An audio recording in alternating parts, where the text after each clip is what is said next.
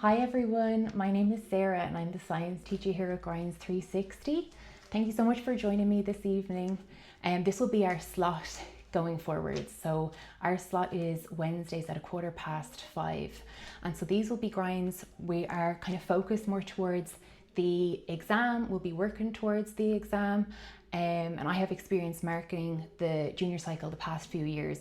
So I know kind of what the examiners are looking for and where students kind of tend to make a few mistakes, or maybe they're not kind of letting the exam paper help them as much as it can. So basically this evening, we're not going to start off with the content just yet.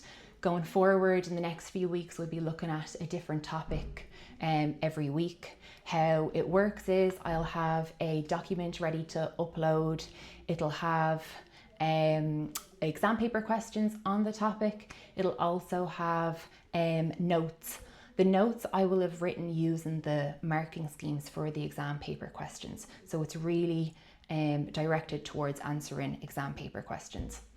This evening though, I am going to use the 2025 exam paper to kind of help us just look at the structure of the exam paper and kind of look at how the exam paper can kind of help us get as many marks as possible, because there's so much help in it. Okay, there's also a chat, so if there's anyone that has any questions, that maybe not on specific topics but on the exam, on the course, please go ahead and type in questions, and I'd love to get them answered. Probably won't take too long this evening, maybe half an hour, but I'm a bit of a fast talker, so maybe a little bit quicker. So just online, what you do have access to is there is a textbook, there's lots of on-demand content, but with me there'll just be this weekly grind where we're going to be covering different topics and really exam paper focused notes. Okay, so I might as well get started. This is, and you have, it's in the chat, the link to the 2025 exam paper, but I also have it up on the screen, so you can just look at the screen if you want. I'm going to be writing a few little things, pointing out a few little things. You will immediately notice the colour. It is yellow because we don't have to worry about picking higher level or ordinary level. We don't have to worry about getting handed the wrong exam paper. We are all getting the same common level exam paper question. Okay, so it is common level. It's really accessible. There's questions in there for everyone. There's people who might struggle with science. There's definitely questions in there for them. And then there's also, as we go on maybe towards the end, some questions that kind of it gets the students thinking. And so that's definitely for a few students too. Okay, so just to point out, it is a common level exam. It's on the Monday, so that's the first Monday of the exam. The exam starts on the Wednesday, so the following Monday is the science exam. It's in the morning, and there's business in the afternoon, just in case anyone sits business. Okay, it's out of 360 marks in total, and it's a 2-hour exam. And in my experience, students don't really struggle with time management in the science exam. I know that's the case with a few other subjects. I know English in particular, you have to be really careful with your time management and allocating the right amount of time towards certain questions and making sure you don't run out of time either. But in science, I find that students tend to get the exam done in time. It's never really, when I'm looking at it, they're never really 3/4 finished or 2/3 finished. Students tend to get it done. Okay, so that's the first page. The next page is the instructions, okay? And they are really not complicated at all. There is no, if you do this question, then you do that question. There's no, if you did this course, do that part. It's really, really straightforward. There are 2 sections, section A and section B. Section A has 10 questions in it always, whereas section B, the number of questions change. It's either 4 to 7 questions usually in general, but it's still worth the same amount of marks. Regardless, you answer all questions and you answer all parts of those questions. So you don't need to be stressing about finding your questions in the exam. You just get the exam and you can work away. So kind of the most important instruction on that page, the instruction page, is answer all. Just to point out a few other little bits. The formula booklet, okay, I'm going to call it the formula booklet. It's that little brown book, and it is full of so much help if you know how to use it. So that is something that I'm definitely going to be making sure that we know how to use over our grinds together, because there's so much help in it. But unfortunately, sometimes students are handed it for the first time on the day of their exam. But they're around in your school. Maybe your teacher is using them with you in class. Maybe you just know them from maths as well. But it's that little brown book, and it's got so much help for us. It's got formulas, it's got the periodic table in there as well. So it's really, really useful. So we're definitely going to use that in our classes together. Just to point out as well, just a few little things. They ask you to use blue and black pen. So we're not going to be writing any answers in blue or black pen. What we are allowed to do is use a pencil for graphs and for our diagrams. So there is a few diagrams in science. They don't expect you to be an artist. You don't have to worry about anything like shading or like drawing 3D things. Usually just solid, confident lines are all we need. But we definitely don't want to be drawing diagrams for the first time in our exam. So we definitely want practice of that beforehand. Okay, so that's our instructions page. Honestly, the most important word there is all. You do it all, and that's it. Okay, so I'm not going to go through every question, but what I am going to do is I'm going to use the 2025 paper to point out some ways that the exam can help us, and a few little ways where students get a little bit stuck. Okay, so just to point out, this is section A. It is the first half of the paper. It's worth 150 marks. That works out at just over 40% of our paper. There's 10 questions and each is worth 15 marks. Okay, so we've got our first question here. It's usually a lovely question. It's usually something about cells, labeling a cell. There's been other years where it's pieces of equipment. We'll have seen when we're doing that measuring chapter in physics. So it's usually something that we did early on and we've been kind of going back to over the 3 years. This year, it was still a nice question. It was about activities and processes on Earth and whether they happen naturally or if it's because of humans. It was a tick the box question. Not only was it tick the box, but they also gave us lovely colourful photographs and diagrams underneath, just in case we didn't understand any of the words.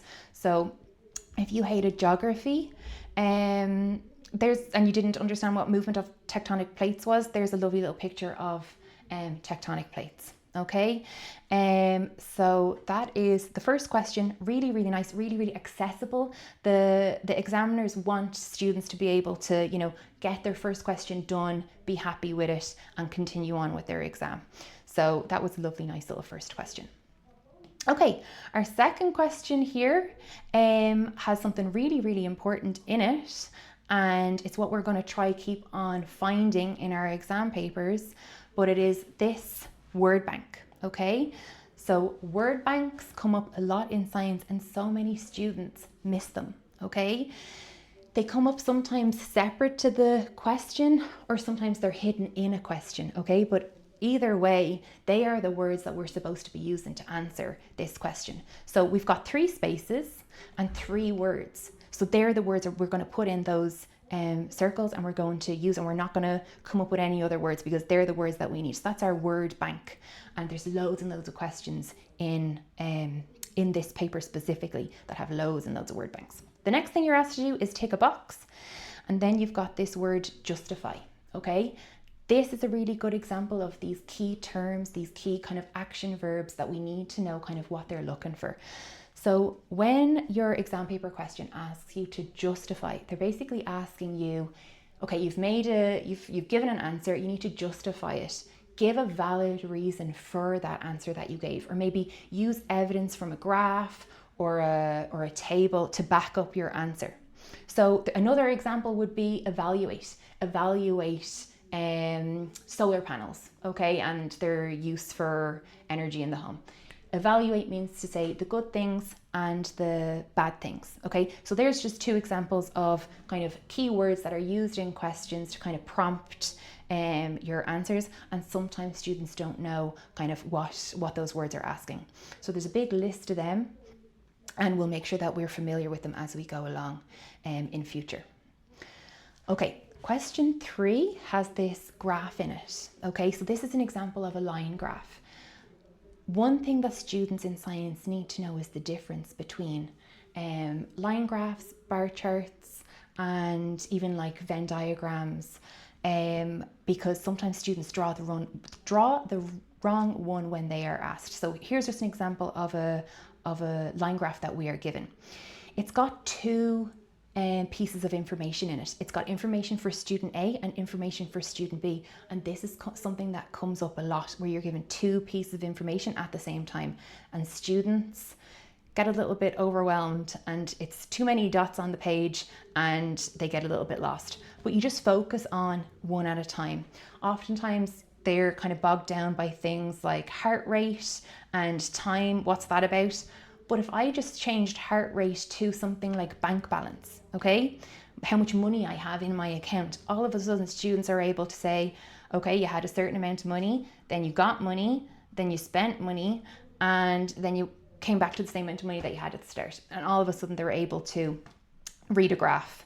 So that type of thing, being able to kind of interpret, like just like an interpreter is able to kind of like understand what someone else is saying, we need to be able to interpret graphs. So to understand what this graph is trying to tell us. So just underneath that, they just ask you a few little questions about that graph. Can you read that graph? A few little tick the box questions. And then just to point out on this paper, and we'll definitely come back to that, just make sure we're reading the questions properly. Okay, so we've got this question and it says, other than frequent exercise, name a lifestyle factor which contributes to good heart health. Okay, so many students wrote things like jogging, running, swimming. Okay, all of those are examples of exercises, and in the question it asks you other than frequent exercise. So they, instead of like a naming an exercise, you were asked maybe to say something like eating a healthy diet or not smoking. So unfortunately, loads of students just read that word exercises and gave loads of examples of exercises. But we're just going to make sure this is a nice little question to remind us that we need to read the question properly. Okay, just to point out in question 4, so far we've been dealing with lines and boxes for sentences. This is our first box that has no lines in it and is for a calculation. Okay, this is asking us to calculate the weight of a football, and we're given its mass and the acceleration due to gravity on Earth. So weight, we weren't given a formula for this. We weren't given like weight equals mass times acceleration due to gravity, but it is actually in our formula tables. So that's just another reason why we need to be really familiar with those little books and know kind of how to make the most out of them. Another thing to point out here is that we are to include a unit in our answer, and sometimes students don't really know what that means. The unit it's sometimes the little letter that you put after the number in your answer. So for example, the unit could be like 2 centimeters, 2 grams, 2 seconds. Okay, it's that word that you're saying after the number. Okay, and for this one it was newtons, and a lot of students missed out on marks there. Okay, question 5, this is a nice little example that shows kind of the progression from kind of easier answers to maybe ones that involve a little bit more thinking. In this one, it was just ticking 2 boxes at the start, and then comparing the structure of the atom to the structure of the solar system. So to make that comparison, this is another kind of way in science we're not to think of all 4 parts of our course separately. So we're not to think of biology on its own, chemistry on its own, physics on its own, and earth and space on its own. We're to make these connections between our topics. And this is an example where it's a question on chemistry, it's a question on atoms, but hang on, now they're asking us to think about space at the same time. Okay, and then right at the end, there's this question on chemical formula, which I think will keep on coming up in the future because students really struggle with it. Okay, it is one of specifically the learning outcomes that students are expected to know, and it's knowing the ratio of different elements in a compound. It's a little bit tricky for students to figure out sometimes, but there is easy ways of working it out, and it's something that we are definitely going to work on in future. Okay, I love this question 6, because every single answer that you need to write is written on the page somewhere. Okay, we have a word bank here. We've got the words acidic, basic and neutral, so put in those 3 boxes. We've got the words acidic or basic down here, and then they're giving us options for the products that are made in the reactions. Every single answer you are to write in question 6 is written somewhere on that page. Okay, so that is why word banks are our best friend in the science paper. Okay, question 7, we don't really need to point out a few things other than it's got nice colourful images in it, and that'll help us kind of work out the trends. Question 8, we see a word bank there. Question 9, another word bank. Science is kind of moving away from asking students to rattle off definitions to the extent that we used to have to in the past, but definitions still are important for Leaving Cert Biology and Leaving Cert Physics and Chemistry.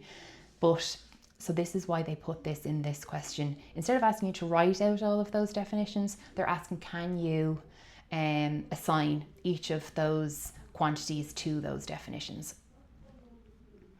Question 10, this looks like a scary question. You've got 3 graphs, but really all you have to do is write 3 letters and tick a box, okay? You're interpreting those 3 graphs. In part A, you are writing a letter, either A, B or C, corresponding to a graph. In B, you're writing A, B or C. In C, you're writing A, B or C. And in D, you are ticking a box. So this is a really, really nice question, and it's the last question in section A. Okay, so hopefully we have 150 marks so far, and we have just over 40% of our marks. Okay, just to point out that you've got extra writing space. Okay, this comes up at the end of section A and it comes up in the end of section B. This doesn't get used by every student because it's really not necessary for the majority of us, okay? Most of us can fit our answers into these lines. So for example, with this one, it's just letters. But let's say you did just kind of run out of space for your sentence, or maybe you were trying to explain something. Don't continue writing it around that box. It's the same in your other subjects as well.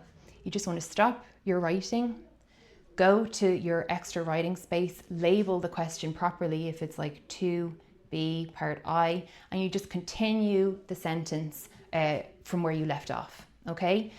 Some other students might use this for rough work and for their sums. If you are using it for rough work, label your rough work as well, because the examiners check that part too. And we're looking for as many marks as possible for you. So we're looking for your marks in this extra space as well. So definitely number it properly. And if you do end up writing loads, that's grand, but don't spend too much time on answers, because really you don't have to write more than a paragraph. A paragraph is the longest really you're expected to write in a science paper. So there's no need to be asking for extra paper just for one question. Kind of the size of the box is a bit of a hint to how much we should be writing. So thankfully in science there's no essays. Okay, so now we're on to section B. And by the way, if you do have any questions, please write away. But in section B, this is where the majority of our marks come from. Sorry, I'm just after knocking that off. This is where the majority of our marks come from, okay? It is just under 60% of our marks, and this is kind of where they ask us to do a little bit more thinking than maybe we did in section A, okay?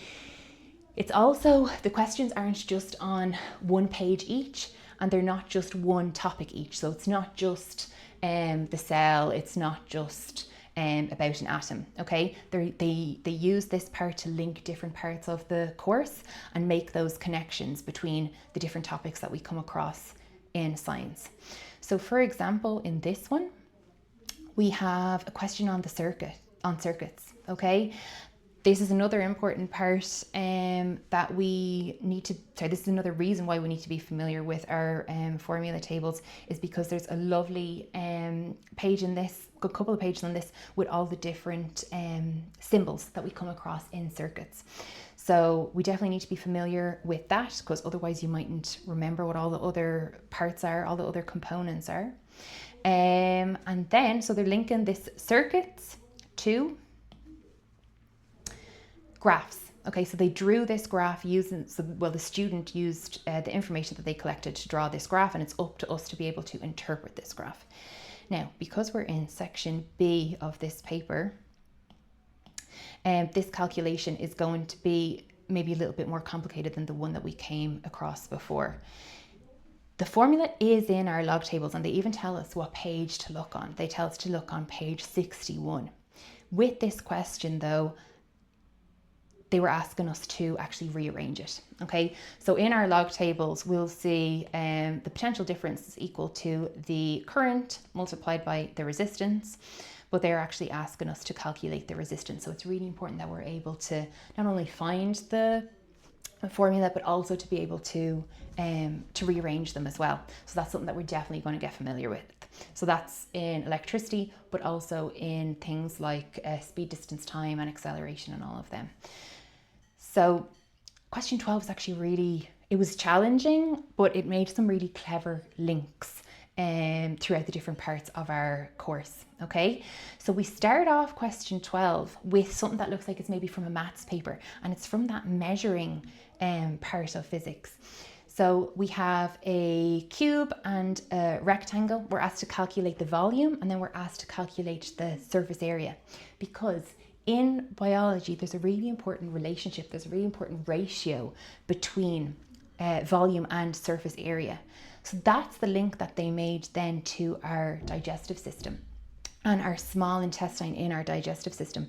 They're basically comparing that long rectangle to these little folds that we have in our small intestine and how good they are at absorbing nutrients. So that was a really clever link. So they're linking our physics topic to a biology topic. And then if we turn over the page, they're linking surface area to particle size in chemical reactions and how fast chemical reactions happen as a result. So they have large particles, so like a vitamin C tablet, for example, and smaller particles. Like if you ever get like a powdered vitamin C, you can get vitamin C as a powder as well. And basically the powder will dissolve faster than the big tablet of vitamin C, and that is because of particle size. On the next page, then they are putting that as a graph. They have the rates of reaction as a graph. It's not two pieces of information like before, it's actually three different rates of reactions. And we're asked to find out which one happens slower, which one finishes the reaction first. So it is important that we're able to, once again, interpret graphs that we are given. Then we're asked to we're asked to make a gas and find out if it is the gas that we were asked to make. Students were in the question told that in this question they were making carbon dioxide, and they were asked to produce another common gas. So many students lost marks because they wrote about carbon dioxide. They didn't read that first sentence. You are expected to know how to make and test for carbon dioxide, hydrogen, and oxygen. So you had two choices then to write about. You could have either written about hydrogen or oxygen, just not carbon dioxide, because that was the example that they gave in the question. Okay. In question 13, this is a nice little reminder to us that you're never expected to remember like how far Mars is from the sun. You're never expected to remember the diameter of Jupiter. You are only expected to, if given the information about those planets, are you able to compare them? Okay, so use words like bigger or further or wider, okay? You're just expected to compare the information, not memorize all of that data. So this was a nice little question. If you were able to kind of interpret that data and compare the numbers for those 4 planets, then you were able to kind of see, right, that's a true statement or a false statement. But it's a nice way of asking it because it was just tick the box questions. Okay, so we went from comparing that data to, once again, eclipses. We've got the 2 eclipses, we've got solar eclipses and lunar eclipses, and it comes up again and again because students keep getting that order wrong. And then we've got the phases of the moon. I think in previous years they kind of gave us a few options for phases of the moon. Here they asked, name a phase of the moon visible at this time. So we weren't prompted with those words. That's kind of another difference between section A and section B, where this is a little bit more challenging, and it was up to us to remember that word. This was a question you're just expected to know, kind of an application of physics in technology. It's nice because students do this in school. They might be given it as a research project, so you can basically research any technological application of physics, and all the answers that you get in the papers are great. So you could have said a mobile phone, you could have said the internet, you could have said solar panels. Students researched all sorts of topics here. So you got your marks just by naming it a technological application. You got your marks by saying how it affected science, a society, and the environment. And then H just asks us to discuss the role of space exploration in the future. Okay, so to get this discuss mark, so we mentioned before, evaluate and justify. This discuss, we are asked to basically have state a point and maybe just like add 1 or 2 extra pieces of information to it.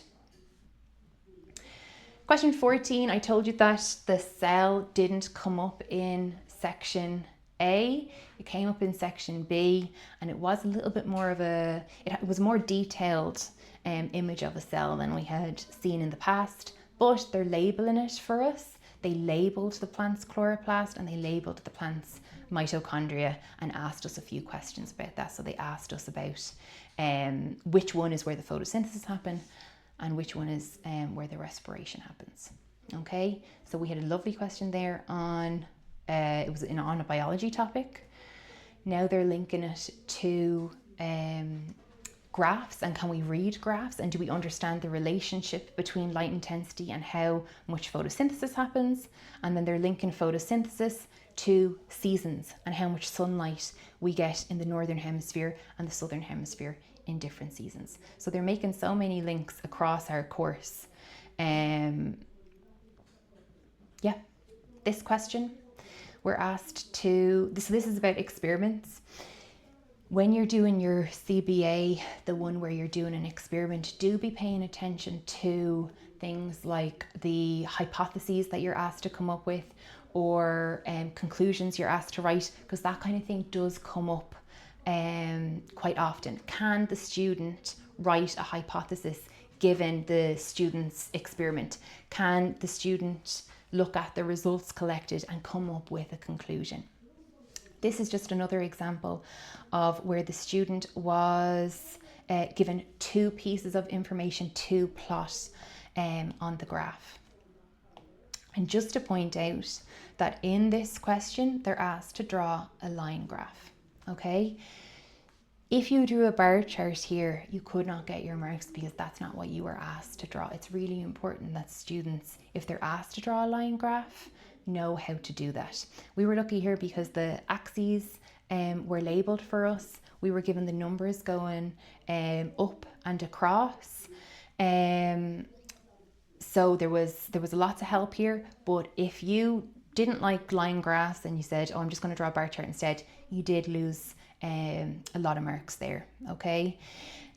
Just to note, if you did use pen and you really made a mess of it and you could not salvage it, you can ask for extra paper from the examiner, but it's not ideal at all because you would have to scale it properly, okay? You'd have to make sure that there was 3 boxes between each number going across and the right number of boxes in between the numbers going up.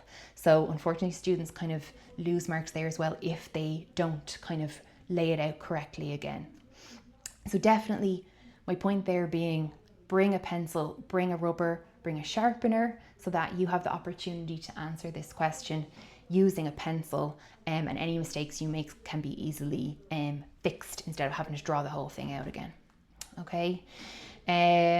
Students were asked then to write a conclusion from the results.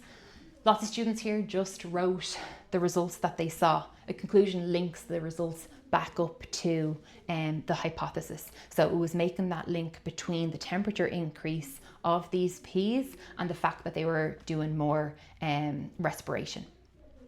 Okay, and then finally, the last page, they are linking how much daylight there is and does it affect photosynthesis or does it affect respiration? So that question is our longest question. Again, in section B, the number of questions change and how many pages they're over changed, but this last question is the longest. It's 60 marks and it's over 4 pages. So just bear that in mind, maybe when we get our paper, just to flick through and make sure that there's no kind of surprises at the end.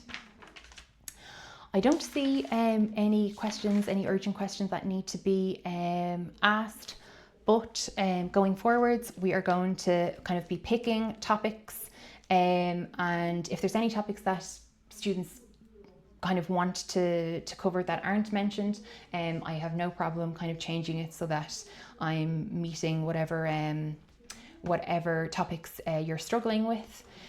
And yeah, I'm happy to answer any questions as well as we like in the future during our grinds, because that's really important to make sure that we're kind of clearing up any misconceptions. If there's no questions, I guess I'm really lucky to be able to teach science with Grinds 360. I teach biology and physics and chemistry for Leaving Cert, so I definitely want to make sure that, number one, we're kind of prepared for our exam at the end of the year, but also students that want to go on to study a Leaving Cert science kind of know what's ahead of them. They have a nice little solid foundation. So as well as kind of the topics that we are picking to revise, we're going to make sure that we know kind of what parts are biology, what parts are chemistry, and what parts are physics, so that we know going forward what areas in science we want to go ahead and study.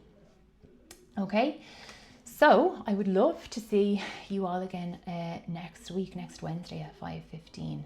Thank you so much for joining me this evening, and I'll see you then.